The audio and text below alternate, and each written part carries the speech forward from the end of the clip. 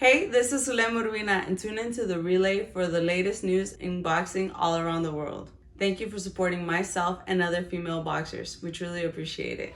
Welcome to the motherfucking relay. We're covering today's top boxing news. Ow! Okay, we'll start with this. Well, reigning WBO super featherweight champion Mikaela Mayer took to her social media to unofficially kick off the promotion for what's supposed to be her unification match with none other than France's own Mayer-Hamadouche. She stated, "Can't wait to give my baby a sibling," and she added, Mayer-Hamadouche. Mayer-Hamadouche herself responded by saying, "Let's go. I'll be ready. I can't wait even." And there's no official fight date, you understand. The fight hasn't been officially announced. But they are supposed to meet up in the fall. That is the sentiment. That's the feeling. That these two world champions are going to be locking horns before this year is over. And there are big questions that hang over Mikaela Mayer's head, because this will be the stiffest opponent, the toughest opponent she's ever faced. The kind of pressure Mayer-Hamadouche brings. You know, you can maintain your form with a Dina Kiss, a Vanessa Bradford, a Sheena Kane, an Erica Farias even. You can finesse those fighters. Have a fight of finesse with those fighters, but not with Mayer-Hamadouche. That's the difference. That is the distinction, because those fighters are nowhere near as unrelenting as Mayer-Hamadouche. Those fighters, they ain't got the punching power, the volume, the toughness. What's Mikaela gonna do to beat her? Mikaela is a very well-schooled boxer, though time has proven that she's not the biggest puncher, and she can be touched up. She can be hit. She labored over 10 rounds with Erica Farias, a lot more than I expected her to. I expected it to be lopsided. I expected it to be easy, and it wasn't. I don't know what she's gonna do against Mayer. Don't misunderstand me. I'm not counting Mikaela Mayer out. I'm just telling you, I look at this fight, and I'm not sure what Mikaela's going to be able to do to keep Mayer-Hamadouche off of her. Because Mayr's a swarmer. The moment that opening bell rings, Mayer-Hamadouche is going to do everything in her power to crowd you and overwhelm you with shots, overwhelm you with punches, and a half step here, a jab right hand there, that's not going to cut it. That's not going to do. These are shots that Mayer-Hamadouche can either bob and weave or slip and counter. The pace of the fight, the pace at which the fight is being fought. Well, Mayr's no stranger to it, but is Mikaela, a fighter who's coming after you every second. Those 2 minutes in 10 2-minute rounds. You think you can handle that? That kind of relentless pressure can cause even the most well-schooled boxers to come apart at the seams under exhaustion, under fatigue, attempting to keep up with their quarry. I haven't seen Mikaela in those kinds of fights. Mayer, she's all about those kinds of fights. Has been all about those kinds of fights for years. She brings the pressure. She brings the pain. I fear for Mikaela. Mikaela's saving grace is that she's a longer fighter than Mayer-Hamadouche, more statuesque, generous wingspan, and perhaps this isn't a fight that Mikaela will win by strength of arms. That's not the way to go. Mayr's a far bigger puncher than Mikaela is, a far bigger puncher than a lot of girls, Mikaela included. And perhaps what Mikaela has to do to win this fight isn't focus on firepower and artillery, but focus on movement and her feet. Because this might be a fight that she has to win with her feet. And that don't mean spending a whole goddamn fight on a back foot. You do that too much, and it's going to look like you're retreating. It's going to look like you're giving up a lot of real estate a lot of the time to a very aggressive fighter. It's hard to convince the fans you're winning a fight when you're always backing up. And backing off. In a situation like that, where you're always the one giving up ground, giving up real estate, you've got to land clean, land hard, and land often. Could be very difficult moving backwards for Mikaela Mayer. Thus, She can't just fight on the back foot. and she can't just stick and move. She's got to pivot. She's got to shift. She's got to get around Mayer-Hamadouche as she's closing in to create different angles to land clean shots. Mayr's gonna come right at you. That much we know. So if Mikaela Mayer can get to the side of Mayer-Hamadouche, create some angles of opportunity there, take those shots, perhaps she can exhibit enough dominance that maybe she can win a convincing victory. I mean, I am going out on a limb here. Just hypothesizing. Brainstorming is what it is, because Mikaela is neither as busy a puncher as Mayer or as big a puncher as Mayer. I question if she has the kind of engine that Mayer-Hamadouche has, because we know Mayer can keep up that relentless pace for 10 rounds, whereas Mikaela Mayer, she's never been in a dogfight. What if Mayer's the better physical specimen? The superior one. What can Mikaela Mayer do in that situation? And distance, spacing. These are avenues of opportunity for Mikaela Mayer because she is the more statuesque fighter with the longer legs and the longer strides. She ain't gotta be right up on Mayer to touch her. Pivot here, shift there, change the angle, get to the side of Mayer-Hamadouche as she's closing that gap to hit her with shots coming in. Walk her into punches. It's gonna be interesting to say the least. Well, it's not just winning. In all likelihood, Mikaela Mayer is the house fighter, and this is going to be a top-ranked promotion. So it's not a question of winning. It's a question of winning convincingly. Convincing the boxing community at large that you didn't need help, that you did it off your own steam, your own sweat. You can rumble with the rhinos, the lions, the tigers, and the bears. Oh, my. I'm looking forward to this one. Because here and now, it's not quite clear what Mikaela Mayer can do to win this fight, let alone make it emphatic. Other news, I'm sure that most of you have heard by now that WBA has decided to rescind Guillermo Rigondeaux's status as a secondary champion the moment he walks into that ring tomorrow night against John Riel Casimero, because the WBA is attempting to phase out many of the trinket titles they themselves have put in circulation.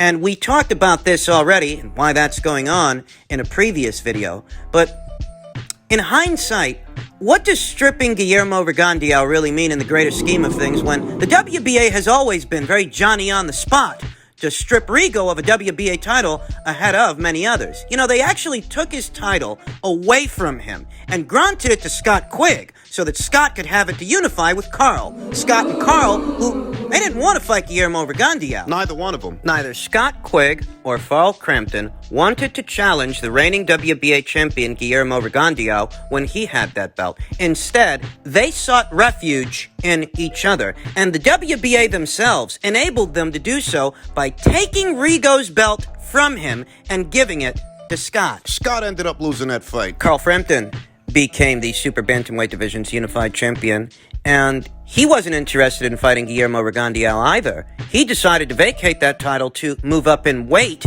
take on Leo Santa Cruz. The rest is, as they say, history. Neither one of those two guys were all that interested in challenging Rigo for that belt, and the WBA enabled them to circumvent him. That's the first time they stripped Rigo. The second time they stripped Guillermo Rigondeaux, WBA title, was when he moved up in weight to challenge Vasyl Lomachenko at 130 pounds. And why the WBA decided to do this, I don't know, since this fight didn't take place in the Super Bantamweight division, where Rigo held that WBA title. This wasn't at 122 pounds. This was at 130. Now, why should a fight that Guillermo Rigondeaux loses at 130 pounds cost him his world title at 122 pounds? You didn't strip Leo Santa Cruz of his featherweight title when he lost to Gervonta Davis at super featherweight. And you know he still has that title. That featherweight title at featherweight, where he hasn't campaigned in 2 years and counting, in spite of being knocked out by Gervonta Davis at 130 pounds. The WBA, they didn't decide to strip him of his title at 126, the way they decided to strip Rigo of his title at 122 for losing at 130. What gives? What, you don't keep the same energy for Leo that you keep for Rigo? You're always very Johnny on the spot to strip Guillermo Rigondeaux of your alphabet title, just not everyone else. I mean, if the WBA stripping Rigo is supposed to be some testament to how they're really going to clean up their act this time, well, I'm not buying it, because you've been doing that. This isn't the first or even the second time the WBA will have stripped Rigo of one of their titles. This would be the third. Who are you going to strip of a title? Leo Santa Cruz or Lee Wood? I mean, if you want to show us that you mean business, you want to show us that you're being serious, make a decision when it comes to those two guys, because Leo Santa Cruz has held the featherweight title for the last 2 years, and he hasn't fought there for the last 2 years, whereas Lee Wood was very recently in action against Kansu, and he won a secondary version of the WBA title. What are you going to do about that? Which one of those two guys is going to get to keep calling themselves a world champion? Lee Wood Or Leo Santa Cruz? Why aren't you so Johnny on the spot to make a decision when it comes to those two guys? Why aren't you so Johnny on the spot to make a decision when it comes to Gervonta Davis, who's holding 3 different versions of a WBA title at 3 different weights? Are you going to strip him of the title that he won at 140 and the one he won at 135? Those are secondary titles the same way that Rigo's title is a secondary title. When are you going to strip Gervonta? Or is it that you're hesitant to strip Gervonta of the trinket titles you made available to him because, well, he does bring you bigger sanctioning fees, a bigger percentage of them than Guillermo Rigondeaux? Is that why you're hesitant to pull the trigger on Gervonta Davis? And what about Daniel Dubois? Very recently, he was in action against Bogdan Dinu for the interim version of your WBA heavyweight title. When are you going to strip him? Because stripping Rigo don't mean jack shit. You've stripped Rigo 2 times already, and that was all before you came under fire. From the ABC Commission. And that was all before one of your judges, Gloria Martinez-Rizzo, got your organization a lot of negative press for being a bigot, making openly bigoted statements by way of social media, whilst at the same time... Her and those other 2 judges. Scored that fight the way they scored that fight. They got you here. What, you strip Rigo of a belt not supposed to make things all better? Are you going to strip Jamal James of his belt at 147 pounds? And what about David Morrell at 168 pounds? You got a big mess to clean up, and you made it yourself. Stripping Rigo of his belt ain't convincing. Because he's about to fight for a real one anyway. A full title by way of the WBO against their champion, John Riel Casimero. Rigo's not going to be all up in arms about losing a secondary title, being stripped of one when he knows he's about to fight for a full title. And you stripping him when he's about to do that, well, that doesn't convince anybody. You guys have always been Johnny on the spot to strip Rigo of a title. When are you going to strip all these other guys? That'll let us know how serious you are and how serious you ain't. Can't afford to let the WBA off the hook here. Oh, so you suspended Gloria. Well, you know, a suspension's not good enough. It really isn't, because this woman shouldn't be allowed to score a professional boxing match at all moving forward. A suspension, that ain't gonna cut it. She needs to be terminated. Those other 2 judges as well. And stripping Rigo, that ain't gonna cut it either. You've diluted entire weight classes with your assembly line of belts, and now it's time for you to clean it up. It's gonna take more than stripping Rigo to convince me that Gilberto Mendoza and the WBA are serious. Gotta stay on their necks. Think it's a coincidence they decided to strip Rigo first ahead of everyone else? Ladies and gentlemen, that's by design. That's what they've been doing. That provides no assurance that they're going to follow up and phase out the rest of these trinket titles. They've asked the Minnesota Commission to rule Fox versus Maestre no contest. But so what? What does that mean? I mean, that's the least you can fucking do. No, you vacated the interim title. Yeah, after everybody rode your ass about how your judges scored that fucking fight. You got a lot of work to do, Gilberto. So get to it. And finally, per tweet from boxing insider Rick Glacier, rumors abound. Al Heyman is attempting to secure a Paramount streaming deal to replace an existing Fox deal. Problem now is, Paramount and Showtime are both owned by CBS, and Paramount executives are seeing the bad ratings PBC is doing on Showtime. The deal is iffy at best.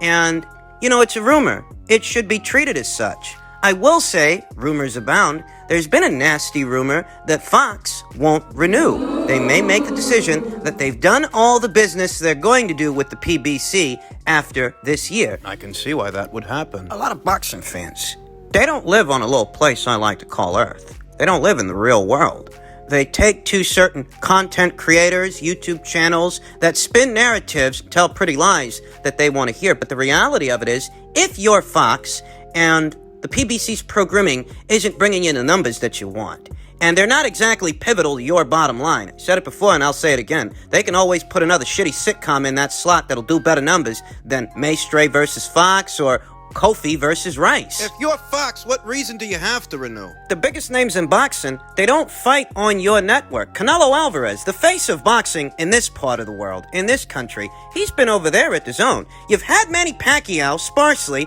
but Manny Pacquiao is in the twilight of his career. An aging 42-year-old fighter who hasn't fought in 2 years. This is what's going to keep your programming afloat. This is what's supposed to get Fox to renew. An aging fighter who may decide to retire to go all in his political career. This is supposed to be Fox's incentive to extend this deal for another year. You have to think about the state of the PBC stable, look across that landscape and ask yourself, how much viewership can these guys really bring us? Quasi-retired Keith, semi-active Gary Russell Jr., Danny Garcia, who's never really been anybody's sweetheart, Errol Spence Jr., who, if you believe the cover story, this guy might very well be damaged goods. And if you don't believe the cover story, if you believe it's a hoax... Well, his numbers have been down since the Mikey Garcia fight. What else have you got? A joint pay-per-view between your network and ESPN? What, Wilder versus Fury 3? This is supposed to be your incentive to renew the deal? What if Wilder loses again? Hell, even if he wins, he was never that much of a draw. Best case scenario, Wilder goes in there and actually avenges the loss to Tyson Fury, assuming that fight doesn't collapse altogether, which it could.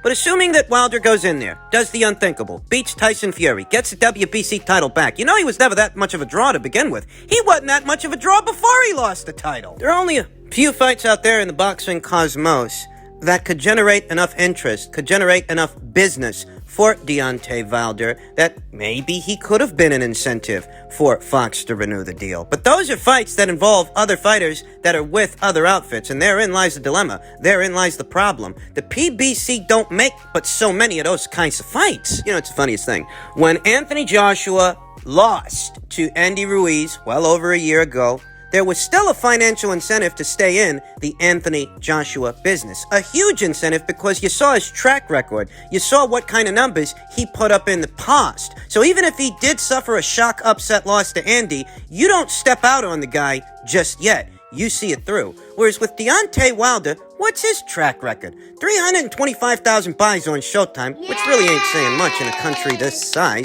but it was a good pay-per-view debut, I will admit. But that was on Showtime. You look at his track record on Fox, those numbers for the Ortiz fight, he brought in less numbers for the second Ortiz fight than he did for the first Fury fight.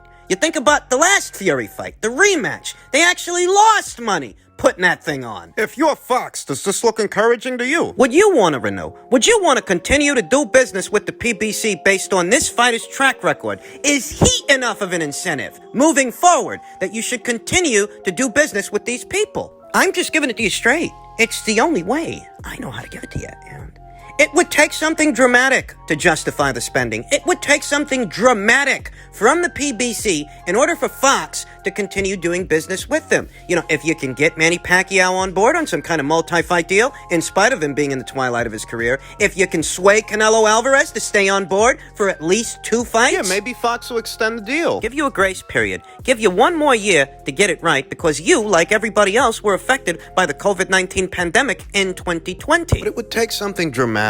And what you've shown Fox, since you climbed into bed with them close to 3 years ago, is that boxing is quite unstable, quite unpredictable, and that in and of itself, the nature of the business, might make the business unattractive to Fox. So you need something bankable, some stability, proven draws. Provide that stability. The problem is, do you have any of those proven draws under contract? Because the guys that you got, people ain't all that interested in them. And a good number of them, they're not even active. So what incentive is there for Fox to renew? Empty promises in reference to pay-per-view buys, if you can get the big names to play ball. And after 3 years of already doing business with the PBC, do you think that Fox wants to make an even bigger financial commitment to land those big names and keep them on board? Those big names like Canelo Alvarez, those big names like Manny Pacquiao. Do you think that Fox really wants to have to foot the bill? $40 million to Canelo Alvarez with no assurances. No commitment and no strings attached. It's just a little bit hard to believe.